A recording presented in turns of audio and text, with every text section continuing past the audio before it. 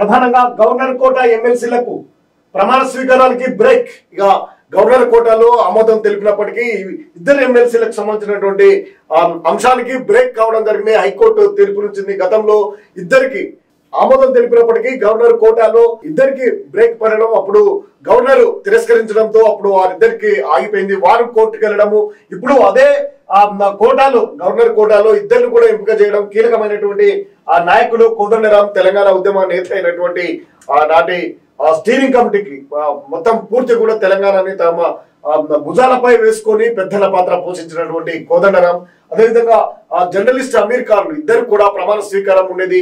దానికి బిఆర్ఎస్ వేసినటువంటి ఎత్తుగడలో భాగంగా గతంలో తమ యొక్క అభ్యర్థులను తిరస్కరించినటువంటి గవర్నర్ వీరిని ఆమోదించడంపై సవాల్ చేస్తూ వారు హైకోర్టుకు వెళ్లడంతో ఇప్పుడు వీరి యొక్క ప్రమాణ స్వీకారానికి బ్రేక్ పడింది. ఫిబ్రవరి 8 వరకు నియామక ప్రక్రియపై యథాతథ స్థితి. హైకోర్టు మధ్యంతర ఉత్తర్వులు. పిటిషన్ పెండింగ్ లో ఉన్న ముందుకెళ్లడంపై ధర్మాసనం అసంతృప్తి. గవర్నర్ కోటా కింద ఎమ్మెల్సీలుగా నియమితులైనటువంటి ఆచార్య కోదండరాం, అమీర్ అలీ ఖాన్ల ప్రమాణ స్వీకారానికి బ్రేక్ పడింది. ఎమ్మెల్యేల నియామక ప్రక్రియపై ఫిబ్రవరి 8 వరకు యథాతథ స్థితికి కొనసాగించాలంటూ హైకోర్టు మంగళవారం మధ్యంతర ఉత్తర్వులు జారీ చేసింది. ఎమ్మెల్యే నియామకానికి సంబంధించినటువంటి పిటిషన్ పెండింగ్ లో ఉండటానికి నియామక ప్రక్రియపై ముందుకెళ్లడం అసంతృప్తి వ్యక్తం చేసింది. గవర్నర్ కోటా కింద ఎమ్మెల్సీలుగా గత ప్రభుత్వం దాసో శ్రవణ్ కుమార్, కుర్రా సత్యనారాయణల పేర్లను ప్రతిపాదించింది. వీరిలో శ్రవణ్ కుమార్ రాజకీయ పార్టీకి చెందిన వ్యక్తి అని, సత్యనారాయణ ఓ కార్మిక సంఘానికి ప్రాతినిధ్యం వహిస్తున్నారని పేర్కొంటూ వారి పేర్లను గవర్నర్ తమిళసైకి తిరస్కరించారు. గతంలో నాటి ఉద్యమకారుడు, రాజకీయ నాయకుడు అయినటువంటి దాసోజు శ్రవణ్ కుమార్, అదేవిధంగా కుర్ర సత్యనారాయణను నియమిస్తూ గవర్నర్ కోటాలో గవర్నర్ కు పంపించడం జరిగింది.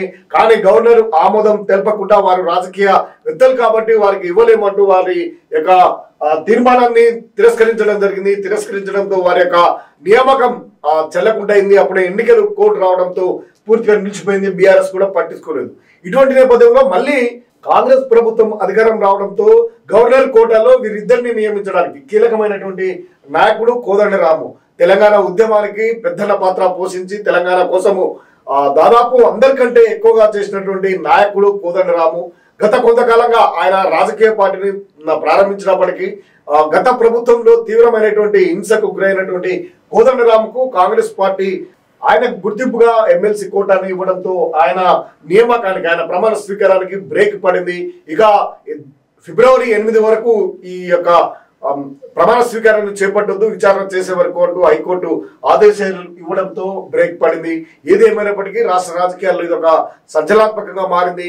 గతంలో గవర్నర్ తిరస్కరించినటువంటి వారిని మళ్ళీ ఏ విధంగా మరొకరిని ఏ విధంగా నియమిస్తారంటూ కూడా గత కొంతకాలంగా నడుస్తున్నటువంటి నేపథ్యంలో ఉద్యమకారుడైనటువంటి కోదండరాముకు ప్రజలంతా కూడా మద్దతు తెలుపుతున్నటువంటి పరిస్థితి. కానీ న్యాయపరంగా చట్టంలో ఉన్నటువంటి కేసు పెండింగ్ లో ఉండడం జరిగింది. అది హైకోర్టుకు వెళ్లడం జరిగింది గతంలోనే బీఆర్ఎస్ పార్టీ. అటువంటి నేపథ్యంలో మళ్ళీ తెరపైకి రావడం ఇప్పుడు చర్చనీయాంశంగా మారింది.